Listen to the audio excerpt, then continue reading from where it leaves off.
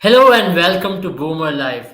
Today we are going to be talking about Mumbai Indians versus Lucknow Super Giants. And of course, it's never a good sight to be a Mumbai fan. And if you're a Mumbai fan right now, you wouldn't be knowing that this season has turned into a pure nightmare at this point. Eighth consecutive loss for Mumbai Indians. They definitely create an IPL record, and it's not a proud one. It's not a one to be proud of course. And Mumbai will be definitely hurting because this was a chase which they would have fancied themselves to chase 9 out of 10 times. But yet again, their batting has let them down. And of course, there are a lot of worries for them in different departments. When their bowling has stepped up, their batting has let down. So it just looks like a team without confidence. But you have to talk about luck now because they have played beautiful cricket out here. KL Rahul leading the charge once again. Last Sunday, he met the similar opposition and he scored that 100 in Brabant. And one week later, he scores another 100 against the same opposition in Wankhede. Mumbai would be pleased that they were back in Wankhede, but their fans wouldn't be at all because they got to see another horror show. Sandipani is with me to join and talk about it. And let's get to this Mumbai team's conundrum right now because it's been their eighth consecutive loss. Every time we talk about them, we're looking for areas what they can improve. And this time around, it was their batting because the bowling did reasonably well on this pitch. Let's talk about that. Do you reckon now their opening batting is a concern because Ishan Kishan is not contributing with the bat at all? After the first two matches, he's gone away. Yeah, I think the price tag is getting on him. We can clearly, evidently see that he's under a lot of pressure to perform. That's why he's not playing his natural game. I don't think Ishan Kishan's natural game is coming in, uh, playing those defensive shots early on, and not taking on the bowlers. Especially if you are to score 8 of 20 in a chase, and also that was a very unlucky way to get out, but he was not going anywhere with the innings. Yeah, So yeah, it's a big concern for Mumbai. They can change up a bit. I think they can try out uh, some of the different players because Ishan Kishan has performed very well for them in the middle order. If you yeah, remember in the last in 2008, 19, 20, the two seasons where they won, Ishan Kishan used to come in at number 4 or number 5, and in the middle order gave them that ammunition right at the end. I remember right off the back of my mind, I remember that once 90 was needed of the last 5 overs, and Pollard and Ishan Kishan did it for them. But absolutely. clearly not to be their season. Speaking about Pollard got those 2 wickets with the ball, but with the bat he has not come up. Like he has not come to terms with the retention. I mean, if you are picking Tyron Pollard ahead of Hardik Pandya in your auction, then you expect him to perform better and at least try and finish, like come closer to the target. He was just settling in, and the old Pollard we know of would have gone for it once there was 59 needed of the last 4 overs. So I think Absolutely. all in all, it's been disappointing. Yeah. True. I mean, it's been a disappointing season at large if you look from the outside. Let's talk about their other batting positions as well, because their number three is a concern. Devil Brewis, he played well in a couple of innings, but yet, he has not gone on to play that match-winning knocks like what Surya used to do at number three. Because number three in a T20 lineup is a very crucial batting position, and especially if you look at Mumbai's history over the years, they've always had a very good number three. Let it be Rayudu, let it be Surya Kumar Yadav. They've all been able to contribute and win championships for Mumbai Indians. Now, Surya Kumar Yadav in this batting attack is batting number four, number five at times.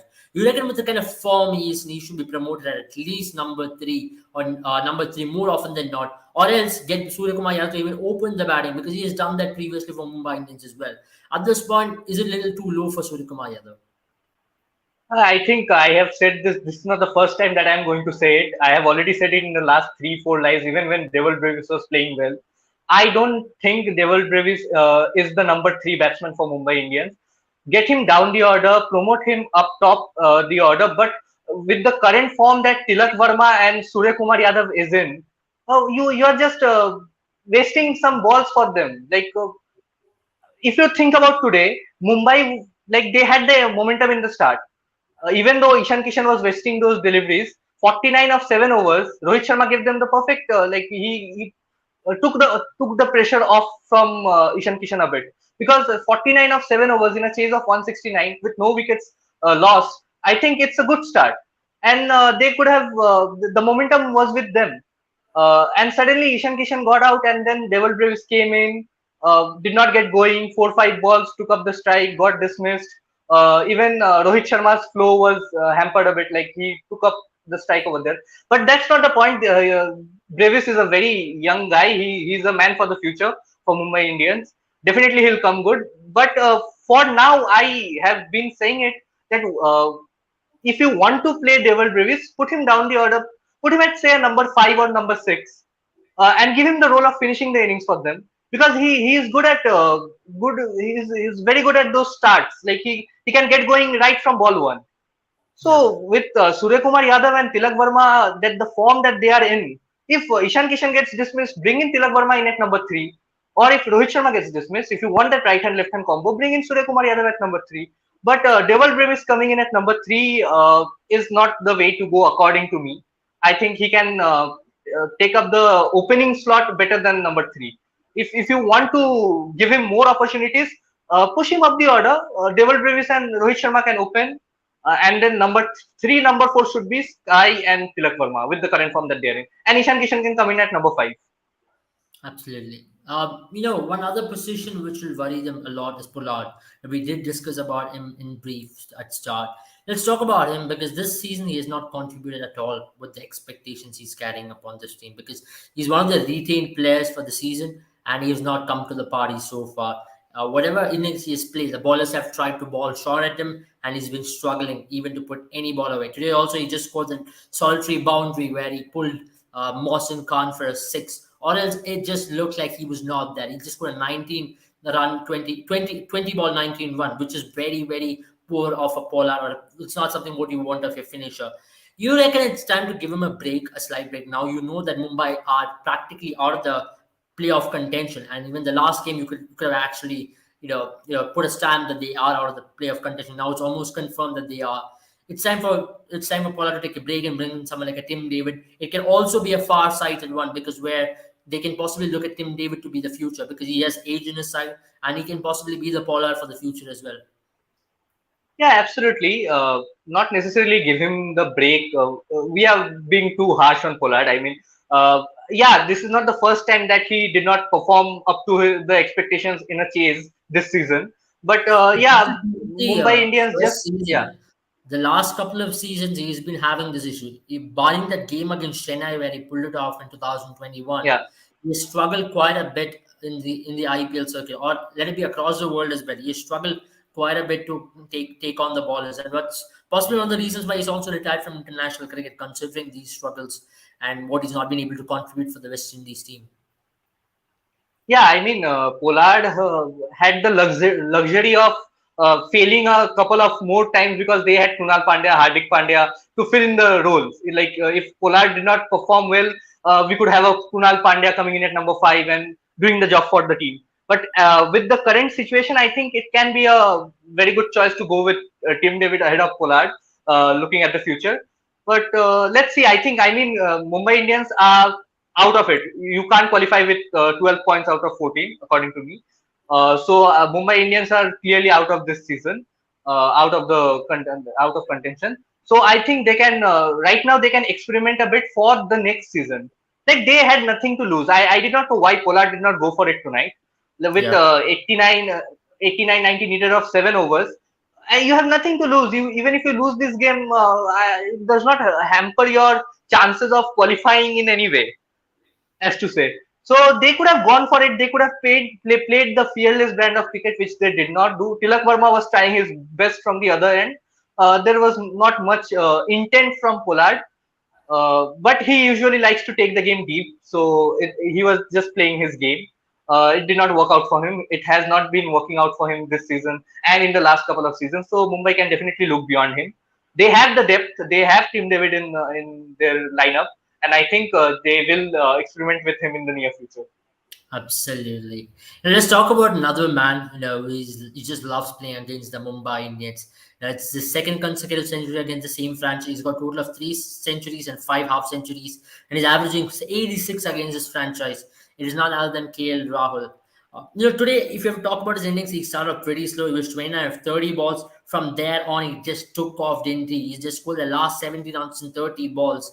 Let's talk about this lad, because You always criticize him because of he's not giving those starts, but then he's got the ability to take off, and he can make sure your team score is on par. And on this pitch, you would any day accept that 165 plus was a very good pass score in this track, isn't it? I think Lucknow, all in all, assessed the pitch really well. They had 160, 170 in mind. I think they had 170, 180 in mind, and they did not look to be going too hard at the beginning. We have seen many teams go for it, like go hard, really hard at the beginning, and losing too many wickets in the first 10 overs. And then they don't have enough batting left down the order to finish the innings well. I think KL Rahul assessed the pitch really well. Manish Pandey was not going anywhere, like his innings was going nowhere. And he realized, both of them, they actually realized that this is not the pitch where you can come in and start playing your shots from ball one. You have to get in. As we saw, like later in the game, even Badoni was trying hard to time the ball, but it was not just coming to you. So according to my point of view, I think 170 was a par on this pitch. 170 could have been chased down. Mumbai started off well, but they just lost track. And if you talk about KL Rahul, he just loves playing against Mumbai, as you rightly mentioned that he has scored 3 centuries and 5 half centuries. That is 850 plus scores in 16 innings.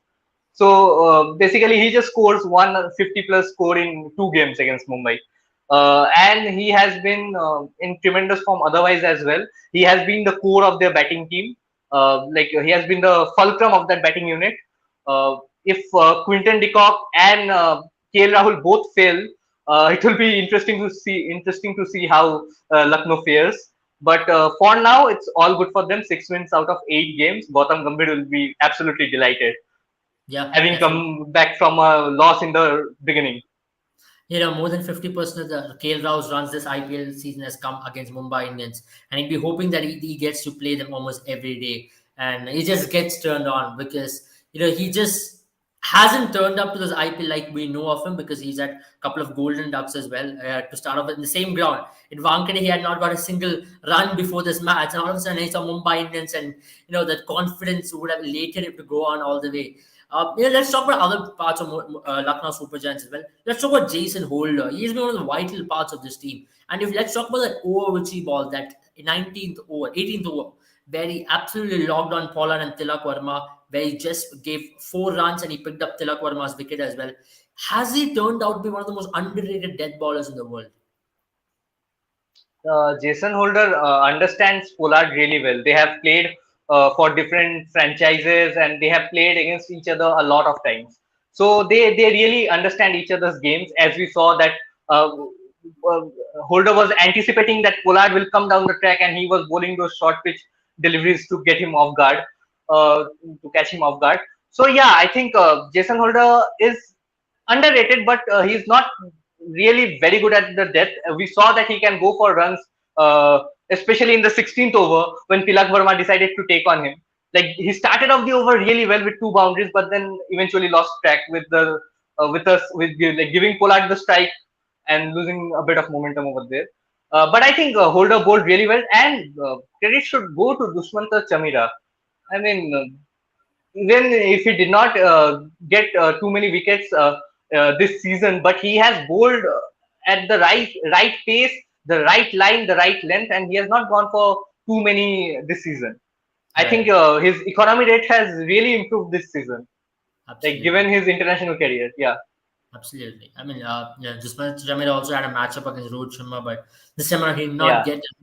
But yeah, they would be very pleased that they were able to restrain Rohit Sharma. The way in which he was batting, it just looked like he was back in form, and he could possibly take that game away from Lucknow Super Giants.